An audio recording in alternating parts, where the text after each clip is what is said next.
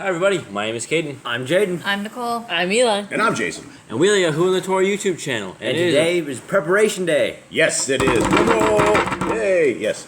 And that's it. That's all you gave us. Well, I figured someone else could go on after that. Well, it is preparation day, and for those that are new to the channel, we do say this every week, but it's a day you are going to get everything done the day before, which would be today. You are going to get everything done today. You're going to get your work, you're going to get your food, you're going to get everything prepared so that you do not have to do anything but rest and spend time with our Father in heaven. That's what your job is supposed to be on the Shabbat, is to do nothing. It is not to work, it is not to clean, it is not to cook, it is not to worry about other things outside of Yah and his time and rest.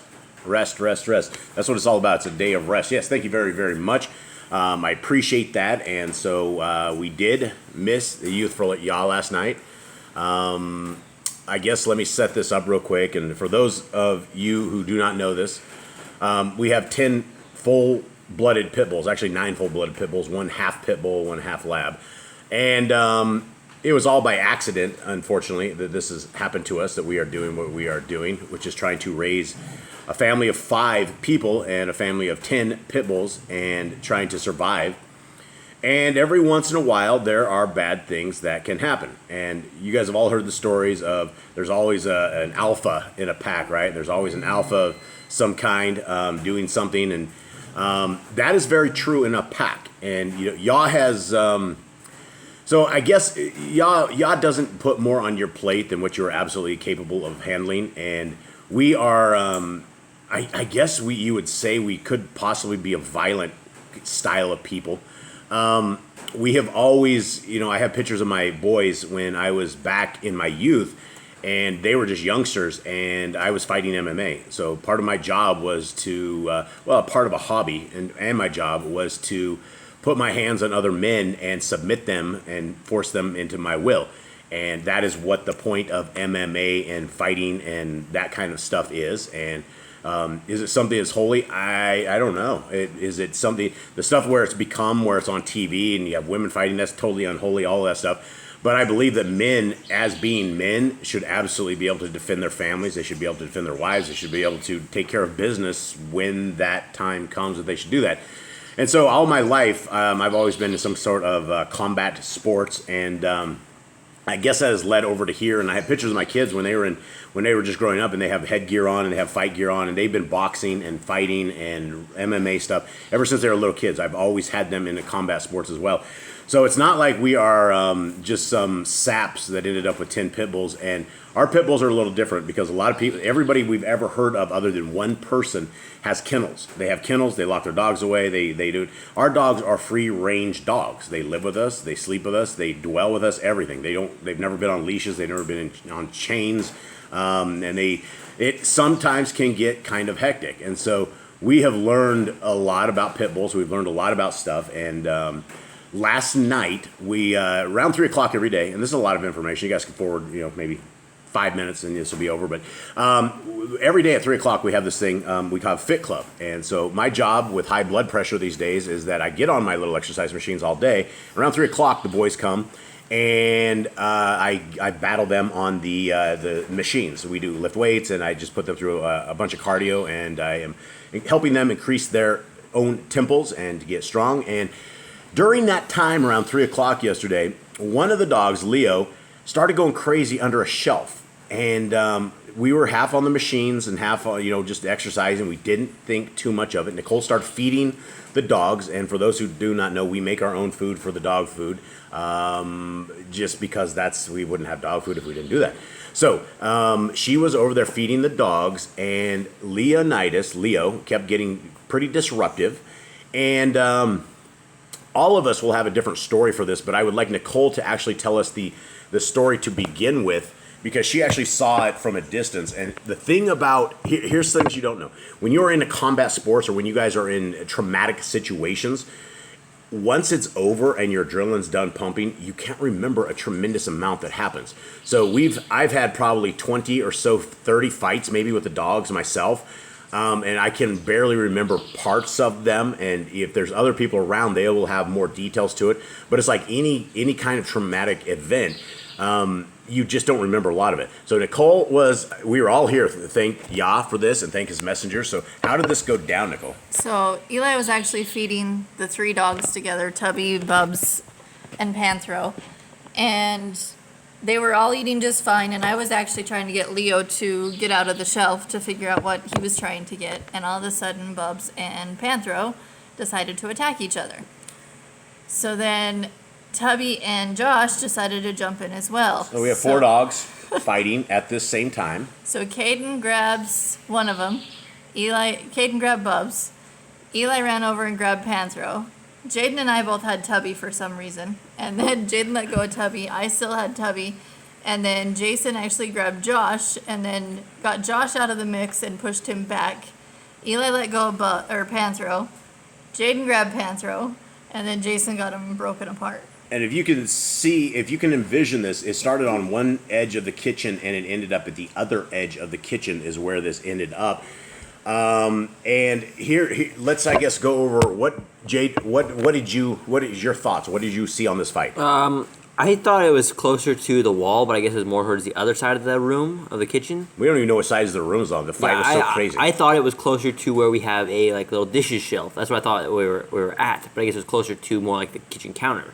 Yeah, we were right next to the kitchen counter. Yeah, and that was completely across the room. So yeah, I grabbed Tiger, pulled him out of. So you grabbed him, put him in a choke. He went kind of limp. And you tossed him to the ground. Yeah, I tossed him around and went back for the other dogs. I guess he got back up afterwards because I thought he was out cold. I'm like, okay, he's done. Kind of go back for the next dog. Okay, so that's what you saw. Cade, what did you see?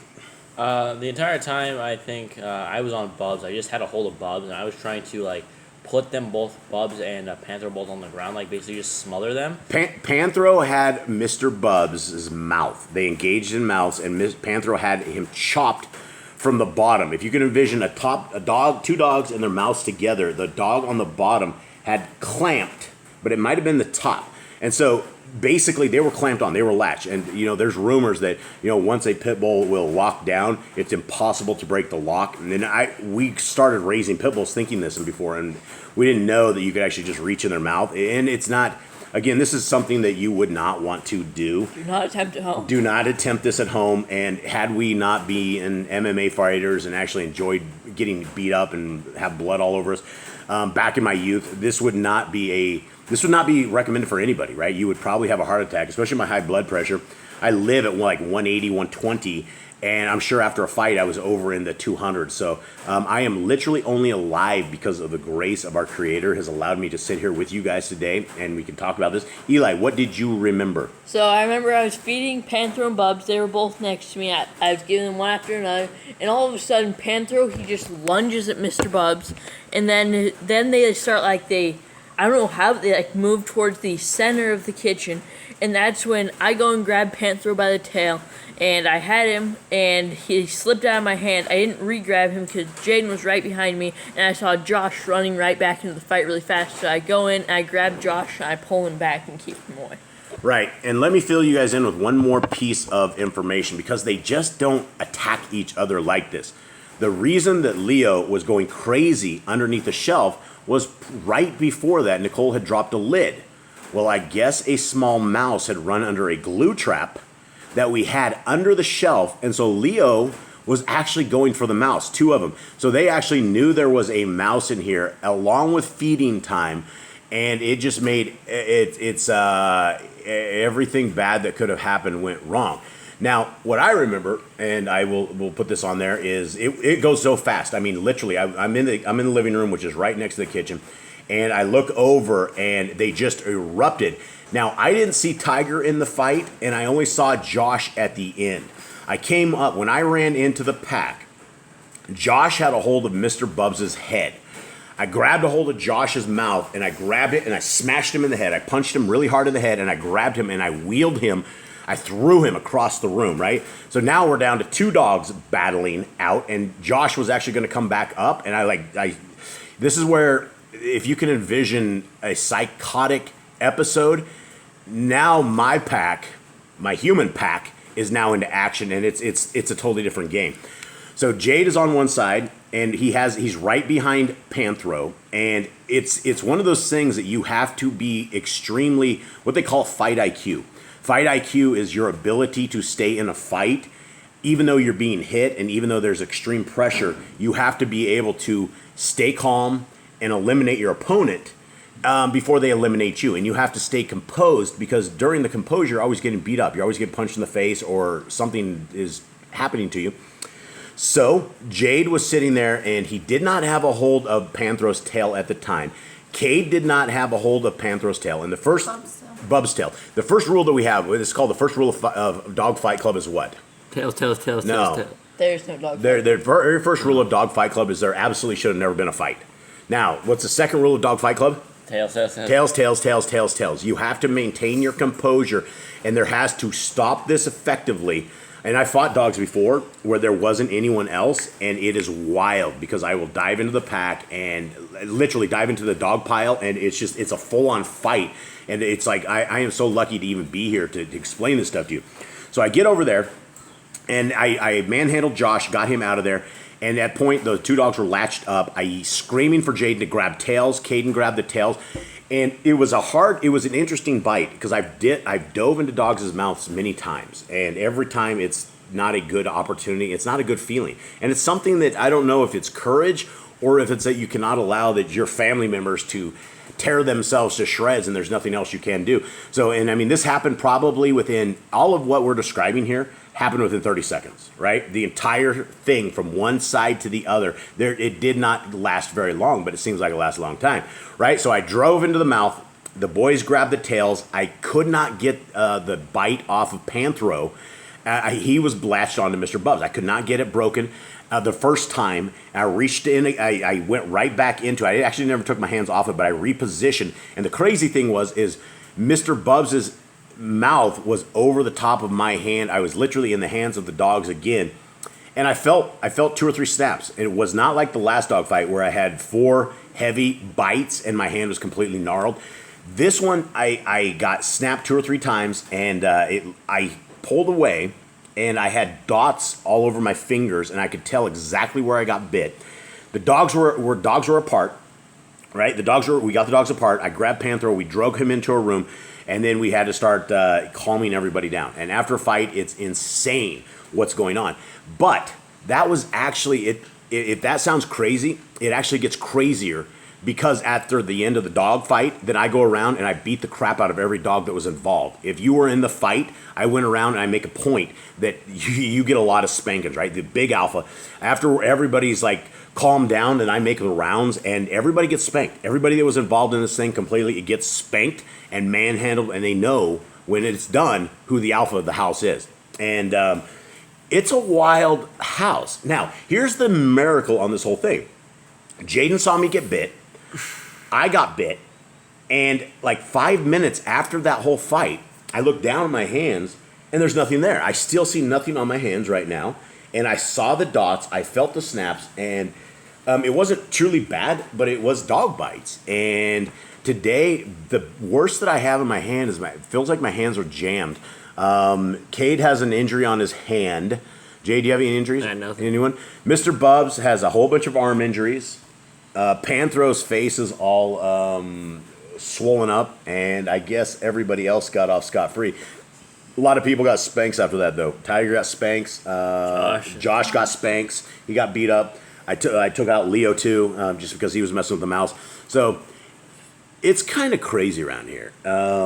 Like I say, it is a dangerous world that we live into, and so I thought I would bring that to you guys simply because we could not make it to the Yahoo and the Torah for Youth last night. And so let's get into our daily stuff. And for everybody out there, our family, much love to you. Hey, we love you. Hey, you guys have, just so you guys know, you have crazy family down south here. And if you guys ever meet any other family that has 10 pit bulls that are roaming around, as in this, I would love to meet these people because they're absolutely hardcore individuals that they're either crazy or they really like dogs a lot, that they're willing to put this kind of sacrifice up. And we're 5 years into this too, so we only have like another 6 years that we have to deal with this. and I hope they go good. And after the last fight, I almost lost my thumbnail. Fight before that, I think everything's good though. So let's get into this. And everyone all right? Yeah. Yep. Yep. Anyone have anything else on the fight?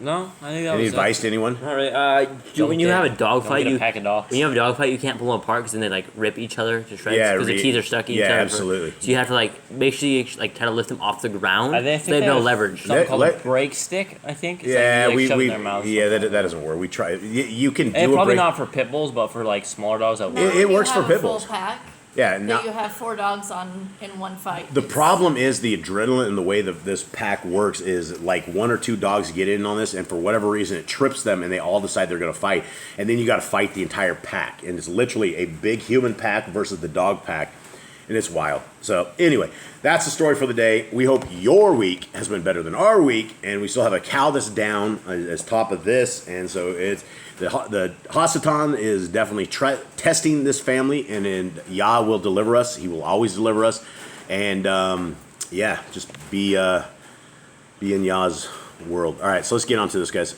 Deuteronomy, where are we at? Actually, month 6. We are in month 6. It is a 6th day, and tomorrow is the Shabbat. And just so you guys know, tomorrow is the Shabbat, and today is the 6th-day preparation day. On our Father's calendar, it is the 6th day of the week, 5th day of the month, 6th month. All right, so there we go. All right, let's get into this crazy pack, my big crazy pack here. I couldn't do this without you. I definitely wouldn't ask anybody to ever try doing pit bull stuff. Yeah, drum roll. Drum roll. All right, here we go. Deuteronomy 1, 2, 3, 4, and 5 is what we've been into. 3 times so far in Deuteronomy, Moshe has said, "It is because of you people I cannot go to the land. It's because of you guys." And I want you guys to keep very good alert. Even though we're all shook up today, even though everything's crazy, I need you guys to be aware of where we are at. I think we've done a good job so far in recording these laws, statutes, and commands, and we are going to go through this yet again when we're done with Deuteronomy in another translation. And we're going to try to dial it in and make sure that we have done our job. But let's begin. Deuteronomy 6. Now these are the commandments, the statutes and the judgments, which Yahuwah Elohim commanded to teach you, that ye might do them in the land whither ye go to possess it. That you might fear Yahuwah Elohim, to guard all his statutes and his commandments, which I command you, and your son, and your son's son, all the days of your life, and that your days may be prolonged. Anyone have anything? So that feel like a command, maybe Yep. like do what I do. All your generations do what I tell you to do.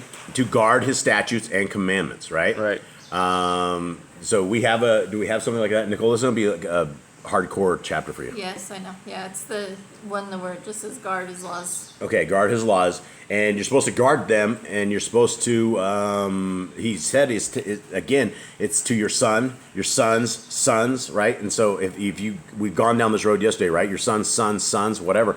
That's all people that would be keeping the law, statutes, and commands. Okay, 3. Hear therefore, O Yashrael, and guard to do it, that it may be well with you, and that ye may increase mightily, as Yahuwah Elohai of your fathers has promised you, in the land that flows with milk and honey. Okay, this is it. This is the Shema. Now, the Shema is a famous chapter, and when it is a Shema, Shema means hear and obey, and that is what the Shema is. And so when you see, hear, O Yashrael, this is you guys, right? This is Yah's people. Yah's people are the people that are doing his law, statutes, and commands. We're not talking about a bunch of penguins that are having abortions over in the land they call theirs, right? We are in captivity. We are waking up out of captivity, and this is for you, my friends. Hear, O Yashrael, Yahuwah Eloheinu. Yahuwah is one. Okay, what does that mean? Does that mean there's a Trinity? Does that mean there's the God, the Father, the Son, and the Holy Spirit, and that's who we worship? Is the 3 in 1? That sounds like 3, not 1. It says Yahuwah is one. Now, is Yahuwah a liar? Is Yahweh is a liar? No, think so. if he wanted to tell us there was a Trinity, he would say Yahuwah is 3. Well, if you say, I am one, and I am still one with my son, I am still this, right? But he didn't do that. He says right here, Yahuwah is one. Okay, this is very important, everyone. And you shall love Yahuwah Eloheka with all your heart, and with all your soul, and with all your might. What is that command right there? Love Yahuwah. No, what is that command? Yeshua's command. Yeah, Yahusha, the greatest of the commandments. When they were trying to set up Yahusha, and they're like, oh well, which is the greatest commandment? And this is it. He just quoted Deuteronomy 6:5, that we are to love Yahuwah Eloheka with all your heart, with all your soul, and with all your might. What do you got, Nicole? Is this a commandment? Is it all these together that are going to be? Yeah, absolutely. Shema? We need to love Yahuwah Elo. Well, Or this it- is well, hero Yashrael. Yahuwah is one. Is that a command? Yahuwah That's not really a command. It's like stating who Yahuwah is. That's true. So I feel But like yes, love Yahuwah Eloheka with all your heart, with all your soul, and with all your might. That is a command. So that would be a new one. Yes. Yeah, 4 is definitely a command. Yep. And these words, which I command you this day, shall be in your heart. Oh, okay. So we need to. I mean, the Shema is like, this is going to be a complex one, Nicole. I know. Because he says, I mean, the Shema should be in there, but we got to make sure we break these commandments up. All right, important gentlemen, listen up. And you shall teach them diligently unto your children, and shall talk of them when you sit in your house, and when you walk by the way, and when you lie down, and when you rise up. What did this just describe? living the Torah. Living days, how you should be living your day, right? You're supposed to talk to them. We're supposed to be doing what we're doing right here, talking to you guys about the Torah, right? And we're sitting in your house, right? And when you walk by the way, so you're walking. Why would we need to diligently keep the Torah and diligently understand it when we're walking? Why should we be thinking about Yah? We don't forget it, so we don't go sin. That's why we have tzitzits on, right? So we don't forget that Yah's laws are with us and His commands. And so it says when all of this, when you lie down, when you rise up. So that when you lie down is when you go to bed, right? What do we do at night? Do we worship Yah? Do we pray? Do we give Him glory that you survived another day in this crazy world? When we rise up, Yah, our Creator, has given us yet more breath. He gave us another day that we can be alive on this beautiful land that He has built for us. Verse 8, and you shall bind them for a sign upon your hand, and they shall be as frontlets between your eyes. Okay, what does that mean? Basically, your hand should be doing the Torah.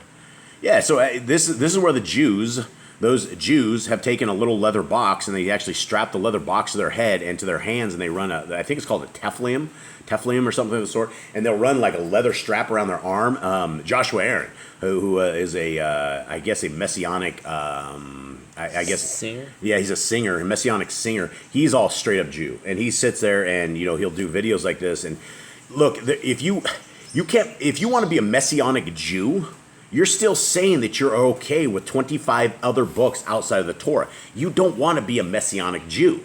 You don't want to be a Jew.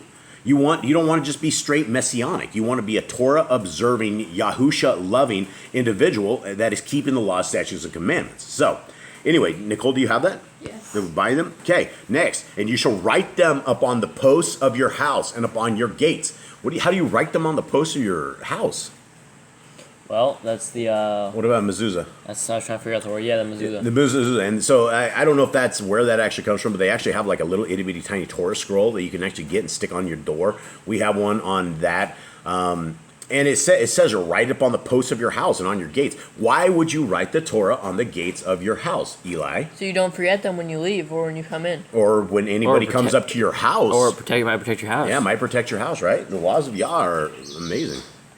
Verse 10, and it shall be when Yahuwah Eloheka shall have brought you into the land which he swore unto your fathers, to Avram, to Yitzchak, and to Yaakov, to give you great and goodly cities which you built not, and houses full of good things which you filled not, and wells dug which you dug not, vineyards and olive trees which you planted not. When you shall have eaten and be full, then beware, lest you forget Yahuwah, which brought you forth out of the land of Mitzrayim from the house of bondage.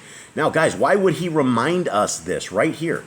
He says, listen to this. He says, he even gives you a warning. Beware, lest you forget Yahuwah.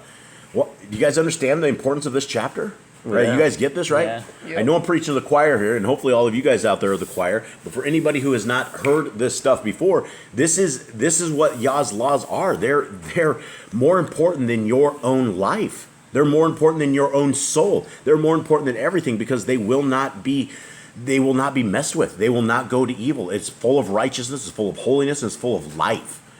12. I just did 12, and Eli's a little back out of there. Well, we were going over it, so I started Yes. You shall fear Yahuwah Eloheka and serve him and swear by his name. Didn't we have a command yesterday for you shall fear? Yep. Okay, so this will be under this. You shall fear Yahuwah Eloheka. What does that mean? Okay, It means how do you fear Yahuwah? You revere him, you respect him, you do what he says with following the Torah. Yeah, and if you don't keep the Torah, you absolutely don't fear. He's going to instill that fear in you. Well, he will, or you will end up in Sheol, and in the bad part of Sheol, and there'll be no other chance. You shall not go after other Elohim, of the Elohim of the people which are round about you. Wow, so every Christian church, every person that's going to church on Sunday is going after other Elohim. Even though they think that our Creator, Yah, is in their church, He's not in a sun, day, sol Invictus keeping day, right? He's not there. Nicole, do you have that? Yes. Okay, so you got the next one? There's a ton in here. Okay, now this is in parentheses. Remember, in parentheses is not exactly what was in there. For Yahuwah Eloheka is a jealous El among you, lest the anger of Yahuwah Eloheka be kindled against you and destroy you from off the face of the earth. You shall not tempt Yahuwah Elohim, as you tempted him in Makkah. Okay, so I think that's a command. Don't tempt Yahuwah. How would you tempt Yahuwah, Jade? By breaking his Torah, by trying to make him do something you don't. Living in sin. Living in sin. That's how you're tempting him. If you want to live in sin, then you're going to fall under the curse of the Torah, which is not too good. You shall diligently guard the commandments of Yahuwah Elohim, and his testimonies, and his statutes, which he has commanded you. Yet another command. Nicole, you got that? In a minute. Uh-oh. She behind. Told you this was going to be a hard one. All right. So, as she's getting that in there, how far behind are you? I'm good. Okay. Okay, so here it is again, right? This is reiterating. If there is a chapter that needs tattooed on our chest, if we were able to put ink onto our bodies, which didn't break a commandment, this would be it, right? If you had this and you had nothing else, then you would be in fear of Yah, because this is what it should be. 18. And you shall do that which is right and good in the sight of Yahuwah, that it may be well with you, and that you may go in and possess the good land which Yahuwah swore unto your fathers, to cast out all your enemies from before you, as Yahuwah has spoken. I'm looking up there. I think that's another command. You shall do good in the sight of Yahuwah. Yeah. On 18. Is that a new one? That's a new one. I don't think we have anything. You shall do which is right and good in the sight of Yahuwah. How do we know what is right and good, Cade? By the Torah. Torah. It's all about the Torah. Okay. 19. To cast out all your enemies from before you, as Yahuwah has spoken. You already read that. I love it. It's so nice. I read it twice. And when your son asks you in time to come, saying, what mean the testimonies and the statutes and the judgments which Yahuwah Eloheinu has commanded you? Now, why would your son come and ask you about this? He wants to know your heritage, wants to know why you wear Zizits, why you do what you do. Why did you teach me what you taught me? Right? This is what it would be. If you're teaching your son and your son's sons and everybody is learning this stuff, they would come to you and ask, what do they mean? Why do we get this? there? Yeah. 21. Then you shall say unto your son, we were Pharaoh's bondsmen in Mitzrayim, and Yahuwah brought us out of Mitzrayim with a mighty hand. And Yahuwah showed signs and wonders, great and sore, upon Mitzrayim, upon Pharaoh, and upon all his household before our eyes. And he brought us out from thence, that he might bring us in, to give us the land which he swore unto our fathers. And Yahuwah commanded us to do all these statutes, to fear Yahuwah Eloheinu for our good, always, that he might preserve us alive, as it is at this day. So I feel like That's a command as well. right back in 20 and 21. 20 and 21. That should right. be. I don't know if that should go under teach your children the commands, or maybe if when your child asks you, say this to them, because you're supposed to say this part to them here. Okay, So that, yes. yeah. So 20 and see 20 has like half of the command, and then 21 the beginning for 21 commands. So yeah, I think this would be under the kids if we're teaching our teach your kids. children the commands. Right, because that would all be, they'll come to you and ask why it is. So Nicole, do you have 20 and 21? I will add it right now. Okay, this might get a little messy. So join us for Shabbat, and we will actually go over all these because we've added a tremendous amount this week, and so it's crazy. Okay, so you got 20 and 21. Is there anything else? Then we had 24, Yep. and Yahoo commanded us to do all these statutes. Okay, so That continues on with teaching your children, but you can probably add that one under fear. and there's other places that would go too, right? It'll go in 2 or 3 spots. Okay, right. Perfect. 25. And it shall be our righteousness if we guard to do all these commandments before Yahuwah Eloheinu as he has commanded us. Now, I have that highlighted right there because I've heard that all the time. And they're like, Jason, works aren't going to make you righteous. Oh, you think you're holier than the rest of everybody. Oh, you keep the laws. You think you're good people. That's what they say right here. And it says and it shall be our righteousness, right? If we guard to do all these commandments before Yahuwah Eloheinu as he commanded us. That doesn't mean you're missing one. That doesn't mean you're taking a slab of bacon and eating that for breakfast and you keep the rest of them. Because if you're eating a slab of bacon for breakfast, guaranteed you're not keeping Shabbat. Just the way it is. All right, gentlemen, that was an amazing chapter. We have a very long day. We got to get ahead, caught up here. Does anyone else have anything else? No. Prepare for your Shabbat. Yeah, Keep the commands. Teach your children the commands, and yeah. Teach them all. Teach everybody from the smallest to the oldest. Teach the hobo in the alleyway. You know, teach all of these guys. Everybody that you have a chance to speak to about Yahuwah and his laws, give it a shot. You never know where you're going to be planting grass. You never know where you're going to be planting seeds and fields and where it will spring up. And sometimes it begins with you. And if it begins with you and you do this, Yah will bless you and Yah will bless the person you're trying to reach. So, all right, guys. Thank you guys very, very much. Hope you guys have a wonderful day. all right, shalom.